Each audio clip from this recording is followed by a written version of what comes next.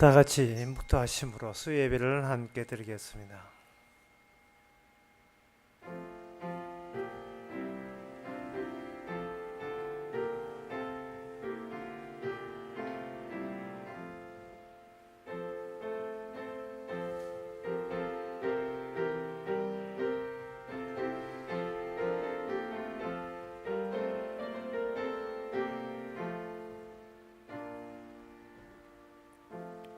여호와여, 주의 능력으로 높임을 받으소서. 우리가 주의 권능을 노래하고 칭송하겠나이다. 우리의 가진 힘이 아니고 주의 주신 힘으로 오늘 또 살아왔습니다. 내 힘으로 전화시키지 말고 도로 주님의 힘으로 몽땅 드릴 수 있는 이 저녁 시간이 되게 하옵소서. 예수님의 이름으로 기도합나이다. 아멘. 찬송가 412장 합시다.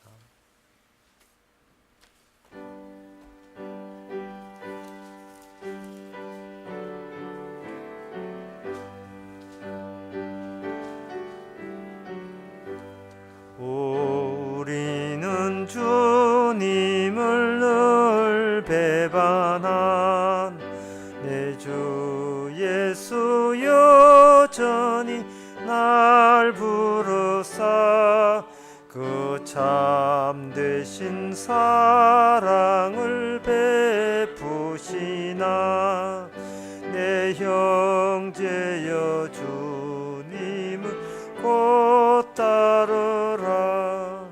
주 널 위해 비네 주 널 위해 비네 주 널 위해 비네 늘 빌으시네. 주께서 풍성한 은사를 내리 내 영혼이 나날이 복받으니 주 예수를 그대도 구주로 섬겨 곧 따르면 풍성한 복 받겠네. 주 널 위해 비네 주 널 위해 비네 주 널 위해 비네 늘 빌으시네. 무거운 짐 지고 애타는 인생 주 예수께 돌아와 곱니들아. 내 주 예수 그대를 돌보실 때에 참 복락과 네가 늘 있겠네. 주 널 위해 비네 주 널 위해 비네 주 널 위해 비네 늘 빌으시네. 이 시간 우리 한마음으로 기도합시다. 하나님의 사랑을 인간에 대한 사랑, 인간 자기를 위한 사랑으로 대체해서는 안 됩니다. 나를 위한 사랑은 애초부터 주의 사랑이 아닙니다. 주님의 사랑이라는 것은 나를 잊게 만드는, 나를 생각하지 않게 만드는, 주님만 생각하는 사랑, 주님께 더 돌려드리는 사랑만이 주님의 사랑입니다. 나를 위한 주님을 이용하지 않도록 오직 주님께 되돌려주는 사랑 갖고자 다 같이 기도합시다.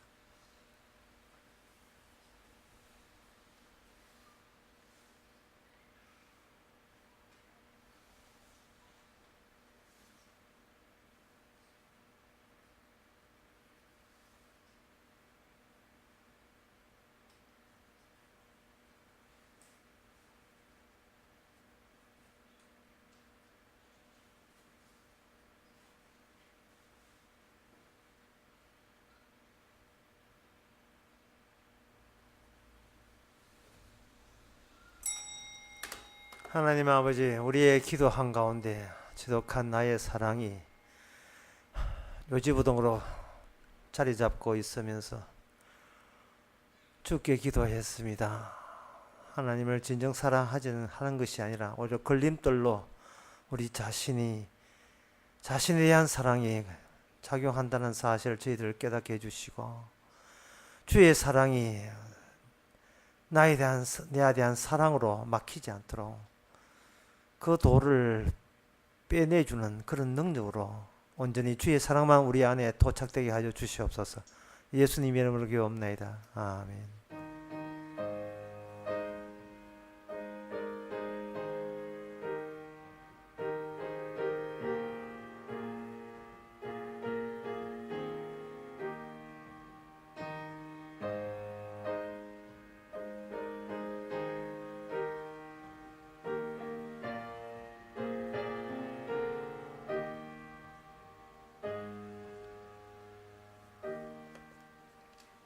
이 시간 광고 있습니까? 없으면 하나님의 말씀 에스겔 44장 6절에서 9절까지입니다. 구약 성경 1222페이지입니다. 제가 읽습니다. 너는 패역한 자 곧 이스라엘 족속에게 이르기를, 주 여호와의 말씀이 이스라엘 족속아 너희의 모든 가정한 일을 족하니라, 저적한 일이 족하니라. 대저 너희가 마음과 몸에 할례를 받지 아니한 이방인을 데려오고 내 떡과 기름과 피를 드릴 때에 그들로 내 성소 안에 있게 하여 내 전을 더럽힘으로 너희의 모든 가정한 일 외에 그들이 내 언약을 위반케 하는 것이 되었으며, 너희가 내 성물의 직분을 지키지 아니하고 내 성소에 사람을 두어 너희 직분을 대신 지키게 하였느니라. 나 주 여호와가 말하노라. 이스라엘 족속 중에 있는 이방인 중에 마음과 몸의 할례를 받지 아니한 이방인은 내 성소에 들어오지 못하리라. 아멘. 들어온다 안 들어온다가 성립되려면 특정한 장소가 마련돼야 되고, 그 장소를 오늘 본문에서는 성소라고 이렇게 정해져 있습니다. 성소가 중요하고 성소에 들어오는 사람이 중요하겠죠. 그러면 하나님께서는 인간 세계를 중요하지 않게 보시는 겁니다. 하나님은 사람을 중요하게 보지 않고 사람이 우선이 아니고 성소가 우선입니다. 성소 안에 들어오지 못한 인간은 하나님이 사람 취급을 하지 않습니다. 이걸 간추어서 말하면 하나님은 사람 취급하지 않습니다. 이러한 소식, 이러한 것을 하나님은 성전을 통해서 우리에게 통보해 주지요. 알려주는 겁니다. 성전을 보면서 대부분 사람들이 오해하는 것이 하나 있어요. 그게 뭐냐면 성전을 만들라 하는구나, 이런 식으로 잘못 말씀을 알아듣게 돼요. 성전을 만들라 하는 게 아닙니다. 성전을 만들라 하는 것이 아니고 통보해 주기 용도예요. 사무엘 열왕기상 거기에 열왕기상 그 앞에 6장 7장 보게 되면 솔로몬이 성전 세우는 대가 나옵니다. 솔로몬이 성전을 세울 때에 성전을 다 세우고 난 뒤에 그 열왕기상 8장에 보면 하나님께서 하나님의 영광이 구름이 덮이고 하나님의 영광이 가득했다고 되어 있어요. 그렇다면 그 성전에 되는 그 치수대로 정확하게 했기 때문에 성전이 하나님의 영광이 임재했느냐, 아니면 성전 만들기는 따르고 하나님의 임재는 거기에 어떻게 만들지 상관없이 임재하게 되어 있었느냐 하는 문제가 중요한 문제예요. 성전을 치수대로 어떻게 정확했느냐를 문제 삼지 않습니다. 그냥 성전 짓는 그것에 대해서 어떻게 만들어진 상관없이 하나님께서는 임재하십니다. 그것은 뭐냐? 성전을 만들라는 명령한 것이 아니고 성전을 통해서 뭔가 나타내려고 하는 겁니다. 솔로몬이 성전 짓는 그 마음이 곧 내가 이 땅에 성전 짓는 마음과 일치된다는 것을 통보하기 위해서 솔로몬 지은 성전에 하나님께서 영광 중에 거기에 임재하신 거예요. 그걸 보고 솔로몬이 참 만들기는 잘 만들어서 이렇게 하신다면, 이렇게 생각한다면 그건 어처구니 없는, 그거는 오해입니다. 오해입니다. 잘못된 생각입니다. 성전은 우리 보고 만들려 하는 게 아니에요. 우리는 뭐든지 건설하게 되면, 뭔가 신기하게 되면 그걸 그대로 만들어내려고 해요. 만들어진 것은 내 소유가 되기 때문에 내가 갑질하고 내가 주인 노릇하게 되어버립니다. 간증하게 되면 간증을 들으면서 사람들 간증을 집회를 끝나고 난 뒤에 교회 나가면서 뭘 생각하냐면, 똑같은 것을 내가 만들면 나도 복받을 게 아니냐 하는 어떤 드라마 작가 같은 발상들이 막 떠올라요. 나도 어디 암 안 걸리나? 암 걸리고 살나 기도해서 좀 나아가지고 멋있게 신앙 좋다는 티를 좀 내서기다. 그런 것이 막 오는 거예요. 그런 게. 성전은 이 성경의 모든 성경 말씀은 우리 보고 지키라 만들라는 말이 아니고, 하나님이 자신의 뜻을 거기에 담아서 통보해 주는 겁니다. 얼마나 정확히 치수를 만들었냐를 하는 것이 아니고, 그 성전의 취지를 대해서 네가 같은 마음을 갖고 있느냐를 묻는 겁니다. 그러면 오늘 본문을 통해서 성전은 또 무엇을 통보해 주느냐? 오늘 성전을 통해서 금지 사항을 통보해 주십니다. 뭐 어떤 걸 금지냐 하면 9절에 보면, 나 주 여호와 말하노라, 이스라엘 족속 중에 있는 이방인 중에 마음과 몸이 할례를 받지 아니한 이방인은 내 성소에 들어오지 못하리라 되어 있어요. 성소를 뭘 통보하느냐? 할례를 받지 아니한 사람은 내 하나님과 더불어 살 수 없다라는 점을 통보해 주는 겁니다. 이것은 2절에서 금지예요. 금지. 우리는 최초의 금지를 어디서 만나느냐 하면 에덴 동산에서부터 이미 금지가 주어진 걸 알고 있습니다. 그리고 에덴 동산에 금지가 있는 게 아니라 금지와 조를 이루어서 뭐가 있냐? 처벌이 있어요. 이 선악과를 따먹는 나는 정령 죽으리라. 그것만 없었으면, 그 금지 조항과 처벌 조항이 없었으면 깔끔하게 정말 파라다이스인데, 정말 파라다이스이잖아요. 어린애를 집안에 요새는 애 키우는데 난리도 아니네. 애 키우는 방을 유원지를 만들어 놓은 것 같아. 미끄럼틀에다가 뭔가. 애들을 잘 키우기 위해서 비싼 그 놀이기구에다가 그런 거 진짜 내보기 수백만 넘은 것 같아요. 그런 걸 해가서 할 때 마음껏 뛰어놀아. 이거 괜찮잖아요. 마음껏 뛰어놀아. 그런데 그 한가운데 있는 그거는 만지면 안 돼. 이러면 앞에 말과 뒤에 말이 이게 무슨 돼요?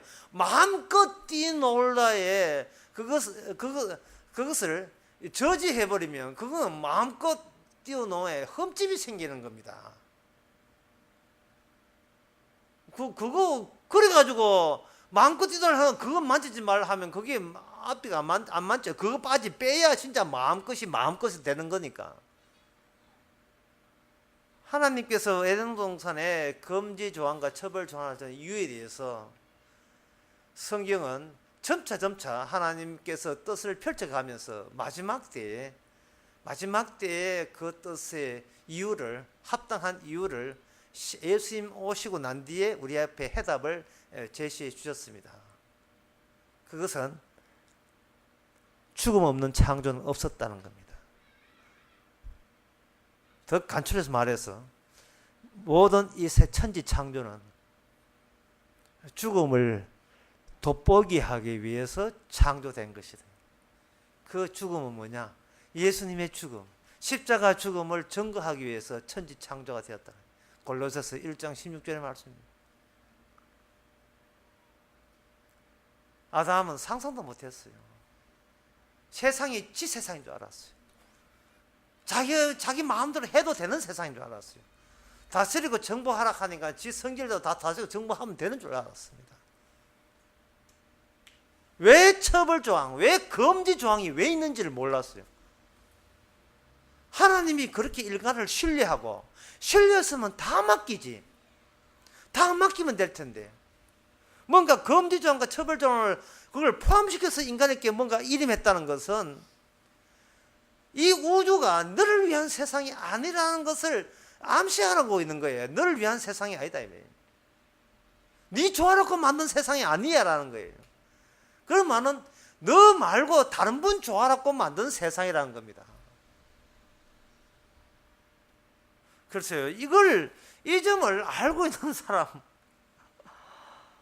정말 찾아보기 힘들어요. 이걸 알고 있는 사람이 참 찾아보기 힘들어요. 그 많은 기독교 서점 책들을 보세요. 이걸 전부 다 빠뜨리고 있습니다. 어떻게 하면 구원받는가? 좀 이런 내용들이에요. 성경은 구원받는 이야기가 아닙니다. 성경은 이런 이야기예요. 너는 왜 죽지 못하고 왜 자꾸 살아서 왜 주님의 죽으심을 네가 살아있는 네 몸체가 가리고 있느냐? 그걸 지적하고 있는 게 성경 내용이라니까요. 예? 모든 걸 잃어버리고 주의 말씀으로 살아라. 이걸 요구하고 있는 게 성경이다 이 말이죠. 모든 걸 잃어버리고 모든 걸 잃지 아니하면 예수님의 죽음에 참여될 수가 없기 때문에 그렇습니다. 주님이 어떻게 살면 됩니까? 라는 질문 자체가 이건 애초부터 이건 성립이 안 돼요. 주님이 어떻게 삽니까? 거기에 대한 답변은 너가 조상 아담이 죽었기 때문에 그 죽음을 이어받아서 너가 죽게 된다. 그러면 그 다음 나온 질문은 답변 뻔한 거예요. 최초의 인간 아담 안 죽게 만들 수는 없었습니까? 라고 책임을 손가락질을 주님 보고 지금 할 참이에요. 지금 반반 준비가 돼 있어요.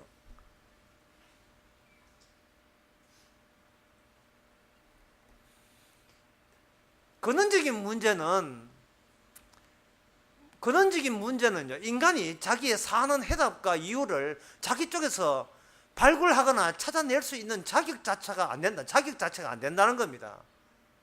나는 어떻게 살면 되느냐라는 질문 자체를 허용받지 않은 게 우리 존재예요. 잘 살아보겠다고 하는데 잘 살아보라는 내용이 없습니다. 성경 그런 내용이 없어요. 제대로 죽으라는 내용밖에 없어요. 제대로 죽으라. 하나님도 죽었는데 네가 뭔데 살라 하느냐. 그렇게 나오는 겁니다. 성경은.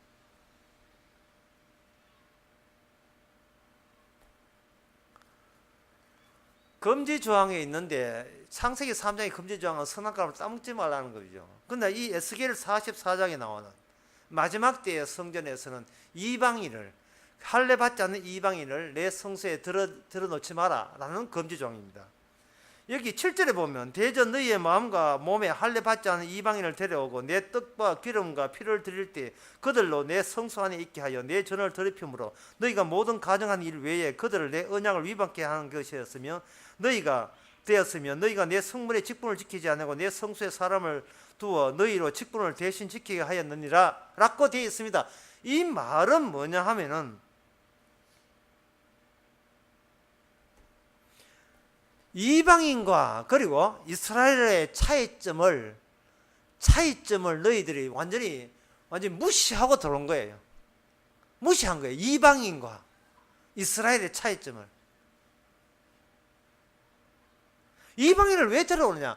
그래서 이 성전이 그 전에 있던 그 솔로몬 성전이 불타버렸거든요. 예루살렘에.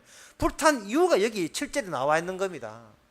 항상 그 어떤 말씀을 이렇게 해석할 때는요, 이런 경우를 이미 당하고 난 뒤에 그걸 이미 벗어나고 난 사람이 이 본문을 다시 봐야 해석이 가능해요. 이것을 경험하고 혼나고 난 뒤에 다시 이 본문을 보게 되면 그 사람이 뭐 뜻인지 이해되는 거예요. 그러니까 그 상황을 벗어난 사람에 의해서만 해석이 되는 이야기입니다. 이 대목이 이방인들을 하나님의 성전, 할례 받지 않는 이방인들을 거기에 성전에 집어넣었다. 사람들은 생각해요. 그게 뭐 어째서?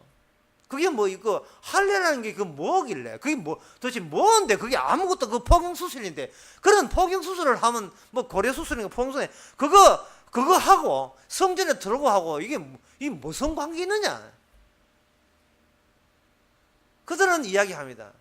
주님은 말씀하십니다. 네가 망해야 그런 질문을 하고 그런 불평을 하면서 네가 망해봐야 망하고 난 뒤에 이게 관계 있구나 하는 걸 아는 게, 관계 있구나.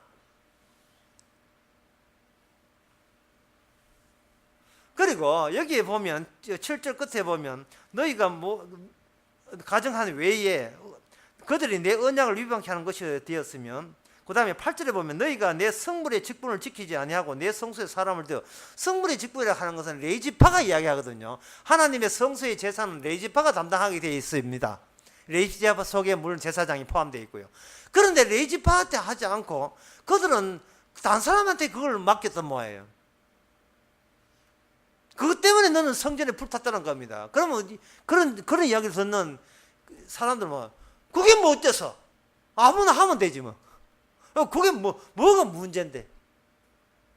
그게 뭐가 문제인데? 다시 말해서 그들은 레위지파의 중요성을 또 몰라요. 여기 7절 끝에 보면 그들이 내 언약을 위반하는 것이다. 이게 언약을, 하나님의 언약을 약속을 위반했다 되어 있거든요. 그럼 사람들은 약속을 위반하면 어떠냐? 위반 좀 하면 어때?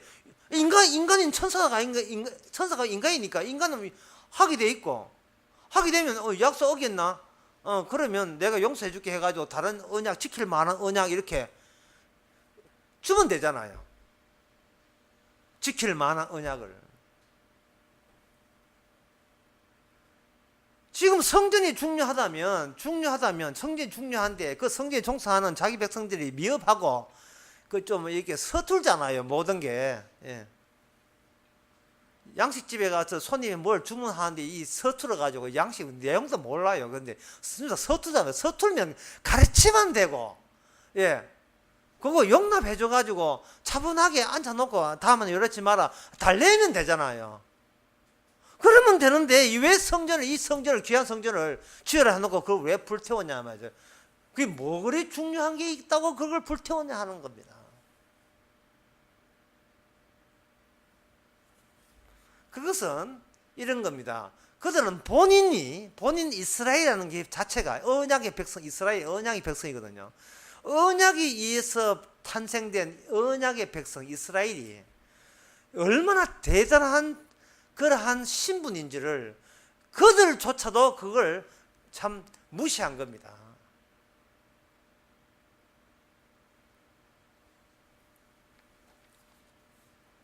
그러면 이스라엘이 왜 그래 중요한 직분이냐라고 했을 때 이방인을 내를 쫓아라 했거든요. 그러면 이방인을 통해서 이방인을 통해서 간접적으로 이스라엘이 어떻게 중요한 사람들인지를 이제 알 필요가 있겠죠. 이방인들, 특히 할례를 받지 않는 이방인들, 그냥 이방인들이 어떤 사람이냐 하면요, 이런 사람입니다. 이방인들은 정상적인 사람입니다. 제정신 바뀐 사람들이에요. 이방인들은.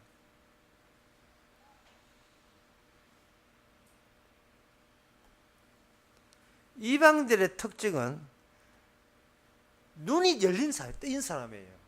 창세기에 보면 아담이 선악과 따먹고 현상 중에 하나가 눈이 열린 거죠. 눈이 열렸으니까 뭔가 깨달았으니까 그때부터 모든 것이 모방으로 흉내 내기로 버티는 겁니다. 하나님 흉내 내기를 시작한 거예요. 수치가 되면 자기 수치를 스스로 가릴 줄 알고, 성전 제락하면 성전을 만들 줄 알고, 율법 지키라 하면 율법을 지키면 되는 것이고, 이런 것들이 전부 다 이방인적 성격을 갖고 있어요. 이방인 속성을 보여주는 겁니다. 하면 되니까. 그런데 하나님의 말씀은 뭐냐? 율법은 처벌을 위한 율법이거든요. 처벌, 심판받기 위해서 준 겁니다. 그런데 이방인 속성은 뭐냐 하면 처벌을 위한 것을 복받기 위한 수단으로 그들을 잡아 당길 정도로 그들은 스스로 눈이 뜨였다, 눈이 열렸다, 또는 계몽되었다, 깨달았다, 이렇게 주장들을 하는 거예요. 그래서 그들이 믿는 신들은 전부 다 거룩하고 고상하고 점잖고 착하고 순하고 순수하고 그런 거예요. 그들이 생각하는 죽음이라 하는 것은 순수한 고요를 말합니다. 고요함. 순수한 적막함.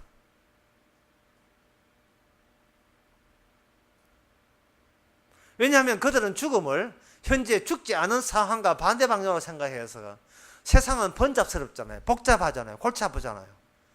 그러니까 그들의 욕망은 그들이 아는 눈뜬 상태에서는 번잡한 것 이유가 우리가 사는 게 복잡하니까 차라리 이걸 숨을 끊어주고 하게 되면 순수한 고요함 속에서 안식을 얻을 것이라 그렇게 생각한 겁니다. 그러나 성경은 말합니다. 죽음은 처벌이라는 사실, 더 요란스럽다는 사실, 더 시끄럽고 더 우당탕탕한다는 사실, 살아있을 때보다 더 복잡하고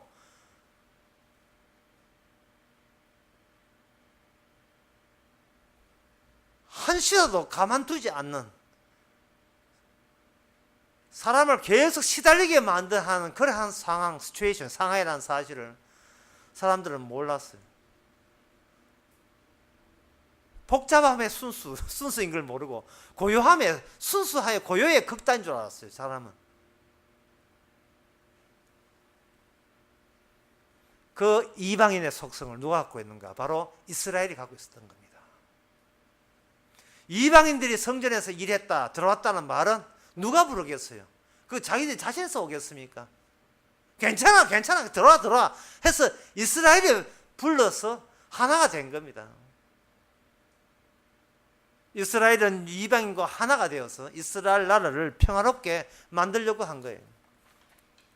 그들의 이러한 말씀에 대한 오해가 여기 신약에도 마찬가지로 똑같은 현상이 일어납니다.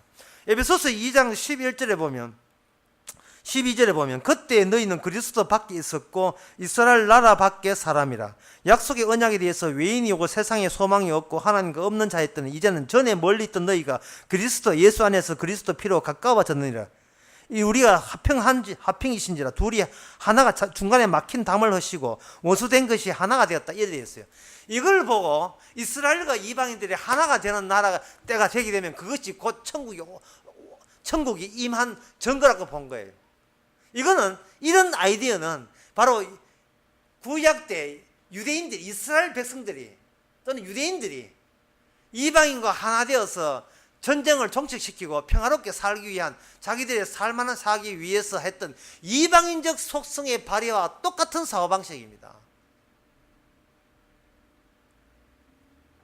그들은 뭐냐, 하나님의 말씀대로 뭔가 율법을 조정하게 되면 원수대도 하나가 된다고 보는 거예요. 그러니까 이 에베소서 2장의 말씀을 가지고 전에는 저희는 서로 원수 이방인과 이스라엘 싸웠지만 이제는 십자가로 말미암아 하나로 얽혀 안으면, 화평을 이루면 그것이 하나님이 요구하는 만족스러운 평화로운 교회, 참된 교회의 모습이다, 이렇게 오해하는 겁니다.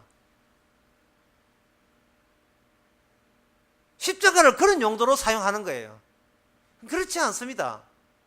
그건 뭘 몰라서 하면 바로 할례 받지 않은 자를 모지 마라 하는 할례의 의미를 몰라서 그래요. 할례는 뭐냐 물으시면 할례는 죽음의 흔적입니다. 죽음의 문신이에요. 이 육은 죽었습니다 하는 뜻이 할례예요.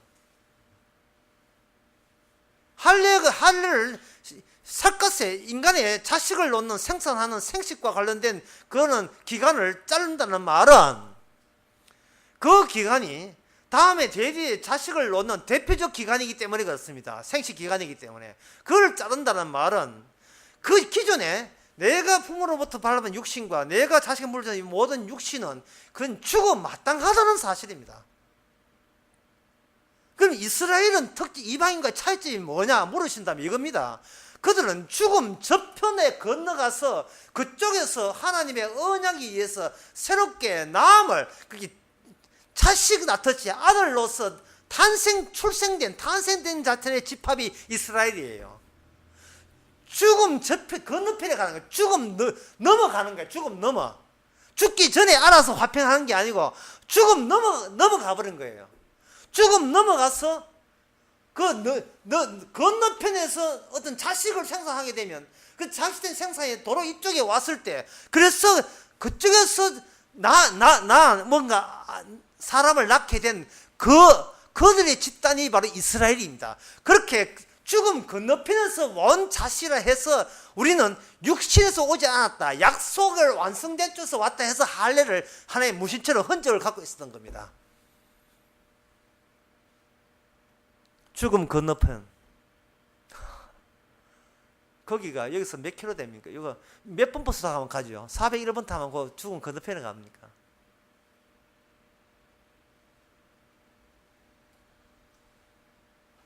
한국 기독교 신학, 교회 기독교도 마찬가지지만 가장 문제점 중에 하나는 바로 살아있는 사람들의 아이디어에서 신학이 나온다는 거예요. 성경 보면서 교회 운영 방법이 성경 자기들과 살아있는 채로 나온다는 거예요. 할례 받지 않는 상태에서 나온다는 겁니다. 그거는 멸망해야 될 이방인에 속하는 사고방식이에요. 이방인들이에요, 사실은. 흉내내고 모방하거나 상상하는 겁니다. 보다 완벽한 신의 세계, 완벽한 하늘나라를 만들기 위해서 화평하고 온유하고 정결하게 살고 거룩하게 사는 거, 경건하게 사는 거, 그런 것들은 다 모은 거예요. 저는 그걸 쓰레기통이라고, 쓰레기통이라고 봐요.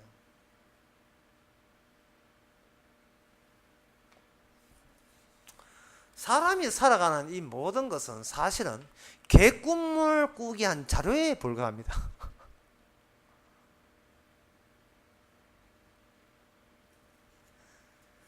인간이 살아오면서 열심히 살아봤자 오늘 밤에 주무시면 하나의 꿈 재료로서 잠시 사용하다가 끝나요.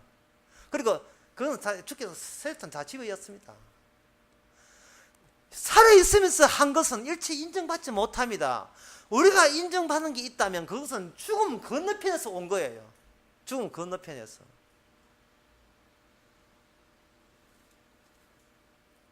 그러면 이스라엘 사람들이 죽음 건너편에서 하려면, 그러면 그 할례가 왜 그런 능력을 발휘합니까? 라고 물으신다면, 할례는 어떤 능력이 없어요. 할례는 문신이고 표징이라니까 어떤 능력은 없어요. 할례 자체를 할례를 100군데 할례 100군데 해봐도 소용이 없어요. 할례는 아무런 구원의 능력이 없습니다. 할례는 하나의 주께서 그렇게 하는 흔적이라니까요. 그러면 누가 할례를 시키느냐가 중요해요. 누가 이스라엘과 함께 동행하시면서 그분이 보이지 않는 그분이 백성들에게 할례를 시킨 거예요. 그럼 그분은 어디서 출연하느냐? 그분은 어디서 출연하는지 제가 그분 출연한 그 근거를 제기했습니다. 이사야 7장 14절인데 교회 좀 다녀본 사람은 들은 대목일 거예요. 제가 이야기하거든. 그 대목 이렇게 생각하시면 됩니다. 그러므로 주께서 친히 징조로 너에게 주실 것이라. 보라, 처녀가 잉태하여 아들을 낳을 것이요 그 이름을 임마누엘 하리라. 많이 들어봤지요? 예? 처녀가 잉태하여 아들을 낳을 것이요. 아들을 낳을 것이요. 부모가 죽음 전 건너편에 있는 거예요. 그 건너편에 있는 부모가 이 땅에 어떤 아들을 낳은 거예요. 아들을 낳았다가 이사야 9장에 보면 한 아기가 우리에게 낳고 한 아들을 우리에게 주신 바 되었는데 그 아들이 왜 왔겠습니까? 그 아들이 왜 왔겠어요? 그 아들처럼 탄생해야 돼. 그 아들처럼 이 땅에 출현한 자만이 그것이 할례 받은 사람입니다. 이스라엘에 해당돼요. 그 아들처럼 출현해야. 이 예수님, 그리고 예수님과 속해있던 이 예수님의 백성들은 세상에 있는 부모로부터 만들어진 게 아니에요. 그것은 바로 그 사람이 구원받는다는 것은 그 사람의 근거가, 출생지가 죽음 저 건너편에 있기 때문에 그렇습니다. 죽음 건너편에 있기 때문에요. 죽음 건너편에 있다는 것을 어떻게 확인됩니까? 할례를 가지고 한다니까요. 할례. 그러면 할례 할까요? 할례는 할까요가 아닙니다. 할례라는 것은 우리가 만드는 거, 시행하는 거, 제작하는 게 아니에요. 새기는 게 아닙니다. 할례라는 것은 보여준다는 거예요. 보여주는. 이방인들은 뭐든지 하게 되면 그걸 흉내내고 만들고 상상하고 유사품을 만들어요. 자꾸 만들고 한다고 시켰다고 하는데 그게 아니고 통고 뭔가 알려주는 역할을 해요. 그 할례가 뭐냐 하면 바로 주님의 십자가입니다. 예수님의 십자가예요. 골로새서 2장에 보면 이 십자가를 가지고 마지막 때에는 할례를 했습니다. 십자가로 너를 낳았다. 이겁니다. 십자가로 너를 낳았다. 십자가의 능력으로 너를 낳았다. 십자가의 능력으로 너를 낳았다는 말은 십자가를 계획했던 분이 죽음 저편에 계시는데 저편에 계신 분이 자기 나라를 채울 백성을 위하여 십자가의 능력으로 여기 있는 이방인들 가운데서 할례 행해서 그들로 하여금 하나님께서 그쪽으로 합류시키는데 그 합류된 것이 뭐냐? 나타난 것이 하나님의 성전이라는 겁니다. 그래서 성전에는 할례 받지 않은 사람 들어오지 말라는 겁니다. 이거는 금지입니다. 끝까지 주님은 금지 없는 일을 하신 적이 없습니다. 왜? 왜 그래야 됩니까? 이 세상이 사람들 좋아라고 마음 놓고 뛰노는 그런 자연세계가 아니기 때문에, 이 세상은 인간을 위한 세상으로 만들어지지 않았기 때문에 그렇습니다. 자, 끝으로 그러면 그런 식으로 누가 해석할 수 있느냐? 그것은 바로 전에 성전을 이미 망해버린 사람에게 너 성전에 그 이방인 얘기 가지고 망했다라는 말이 무슨 뜻인지 이해되는 것처럼, 이미 너는 이방인이고 너는 모든 것이 하는 것이 이 우상 숭배적으로 너 자신을 위해서 신의 말씀을 지키고 어떻게 해보려고 애썼다. 근데 그게 바로 우상이다. 그러니까 너 같은 것은 할례가 없는 거야. 할례 없는 것은 곧 너는 저주야. 그거는 마땅한 심판이야. 라는 것을 익히 아는 자에게 십자가라는 게 무슨 뜻으로, 왜 이 십자가가 사랑이 되고 긍휼이 되고 용서가 되고 자비가 되는지, 그런 사람에게만 이 에스겔과 신약과 신구약이 전부 다 해석이 되는 겁니다. 아, 이 세상 나를 위한 세상이 아니었구나. 이 세상은 그 다른 분을 위해서 있는 거구나. 그러면 그 다른 분이 뭐냐? 중재자 또는 중보자라고 이야기하는데, 그 중보자가 이 땅에 나타나서 보여준 것은 바로 십자가라는 이름의 할례 완성이었습니다. 따라서 그렇게 해놓고 에베소서 2장을 다시 보게 되면 이제 이해되는 거예요. 십자가로 가까웠다라면 우리 인간들끼리 이제 화합하자는 말이 아니고, 죽음 건너편에 가게 되면 이방인도 없고 유대인도 없고 오직 십자가의 능력으로만 죽었다가 살림 받은 사람만 거기에 있다. 그게 바로 에베소 2장에 나온 이게 교회라는 겁니다. 성령의 전이라고 하는 거예요.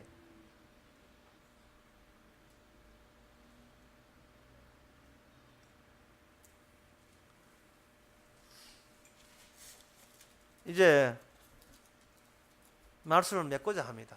그럼 목사님 만약 그거 맞다면, 그럼 우리의 평소에 살아가는 이 다 뭡니까? 죄적하고 고하고 그냥 다 이 뭡니까? 교회하고 예배드리고 이 다 뭐예요? 그거요, 알려드릴까요? 저주의 조건입니다. 저주의 조건이에요.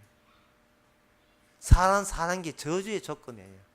너는 왜 저주 받아야 되는가를 네가 살아가면서 그걸 다시 느껴라. 왜 저주받아야 됩니까? 주님이 죽었거든요. 네가 잘못해서 저주받는 것이 아니고 이미 주님이 죽었음이라는 그걸 핵심을 증거하기 위해서 우리는 저주받아야만 한다는 것이 인간에게 부여된 조건입니다. 하나님의 창조된 조건이에요. 이걸 아는 순간 우리는 세상에 다 알아봤어. 모든 걸 다 알아버렸어요.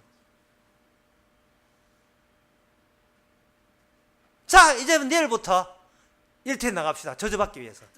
간단한 문제예요. 저주받기 위해서. 저주의 조건을 알기 위해서 아침 일찍부터 나가면 되는 거예요. 사대면 되는 겁니다. 하나도 팔아 팔아주 있어. 왜? 저주받기 위해서. 그거 팔면 돈 생기겠죠. 돈 생기면 맛있는 거 먹겠죠. 맛있는 거 먹으면 기분 좋겠죠. 그게 바로 저주받는 게 기분 좋은 거. 왜? 눈이 떴으니까. 눈이 떴으니까. 이젠 죽음 선악과는 치우고 생명나무 치우고 나만 잘 되면 되니까. 이 세상은 나만 행복하면 되니까. 그게 바로 주께서 고대하고 고대했던 저주의 그것 때문에 저주받는 거예요. 할례 이런 거 전혀 관심 없이 죽음 접해야 죽어봐야 아는 기고 그냥 살아있는 눈에 띄는 그런 우리들 나를 위해서만 살면 그만이라는 거가. 그걸 위해서 모방도 하고 흉내내고 상상도 발휘하고 그렇게 하는 겁니다. 주에 이렇게 경건하면 백성 맞죠? 이렇게 상상하는 거예요. 죽음 저편에서 태어나야 이스라엘인데 그게 이 마음의 할례, 영적인 할례를 받아야 이스라엘인데 인간이 자기가 상상력을 동원해가 종교적인 형식을 끌어모아서 자기를 신자라고 자꾸 이렇게 우기는 거, 그게 바로 저주의 조건이 되는 겁니다. 점점 더 자기 저주를 끌어모으게 되죠. 뭐 안 끌어모은다고 뭐 또 저주 안 받는 건 아니고. 예.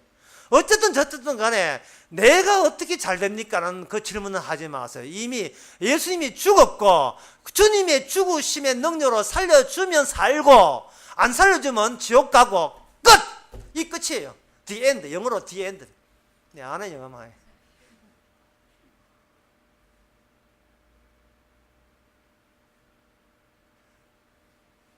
성전 있다 하니까 좋다 했지요. 성전 자체가 중보자요, 중재자요, 매개자입니다.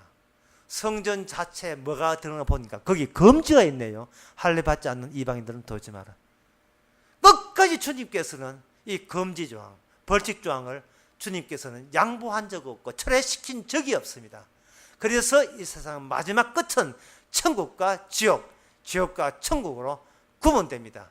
그게 성전의 취지였고 설립 취지였습니다. 기도하겠습니다. 하나님 아버지, 나 살기 위해서 그걸 우선시하고 하나님을 어떻게 기도하고 기대해 보는 그런 모든 모습이 바로 하나님의 취지에 어긋나는 이방인들의 짓이라는 사실을 저희들이 이제 알아사오니 어떤 일을 해도 십자가를 증거하는, 십자가와 비교하면서 우리 자신의 못남과 우리 사심의 용서받음을 더욱더 감사할 수 있는 저희들 되게 하옵소서. 예수님의 이름으로 기도합니다. 아멘. 찬송가 511장 합시다.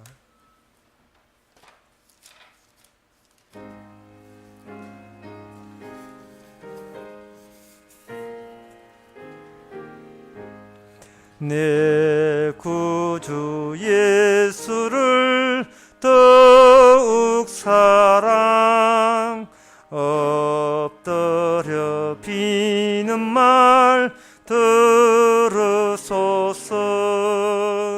내 진정 소원이 내 구주 예수를 더욱 사랑 더욱 사랑. 이전엔 세상 낙 기뻤어도 지금 내 기쁨은 오직 예수. 다만 내 피는 말 내 구주 예수를 더욱 사랑 더욱 사랑. 이 세상 떠날 때 찬양하고 숨질 때 하는 말 이것일세. 다만 내 비는 말 내 구주 예수를 더욱 사랑 더욱 사랑. 아멘. 기도합시다. 지금은 우리 주 예수 그리스도의 은혜와 하나님의 크신 사랑과 성령의 충만하심이 주의 십자가 전가하라고 출생케 했다는 그 의미를 안고 돌아가는 모든 성도에게 주 이름으로 축원하나이다. 아멘.